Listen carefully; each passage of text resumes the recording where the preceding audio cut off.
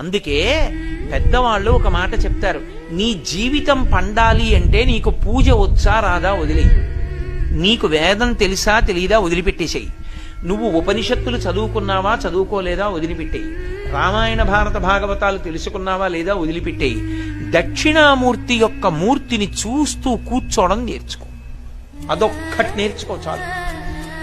ఏమక్కర్లేదు, ఇంకా దక్షిణామూర్తిని పెట్టుకుని రోజు కాసేపు ఆయన్ని చూస్తే చాలు. మీకు నేను ఇంకా విచిత్రమైన విషయం చెప్పనా, సంటి పిల్లలు కొంచెం కొంచెం పెరిగి పెద్దవాళ్ళు అవుతున్నప్పుడు ఇంట్లో అందమైన దక్షిణామూర్తి విగ్రహం ఉండి, విగ్రహం అంటే ఫోటో కనీసం ఉండి, పిల్లలు కాసేపు దాని వంక చూడడం అలవాటైతే మీరు చూడండి, నేను యథార్థం చెప్తున్న, పెద్దలు నిర్ణయం చేసింది, వాళ్ళు కళ్ళు తిప్పి ఆడుకుంటూ ఆడుకుంటూ పాకడం కూర్చోవడం వచ్చినప్పుడు చూసినప్పుడు వాళ్ళు నిశ్చలంగా కాసేపు ఇలా దక్షిణామూర్తి వంకే చూస్తారు.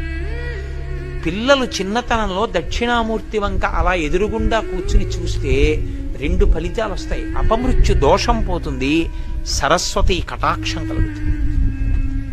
అందుకే అసలు ఇంట దక్షిణామూర్తి ఫోటో లేని ఇల్లు ఉండరాదు. అంత మంగళప్రదమూర్తి ఎవరు అంటే దక్షిణామూర్తియే.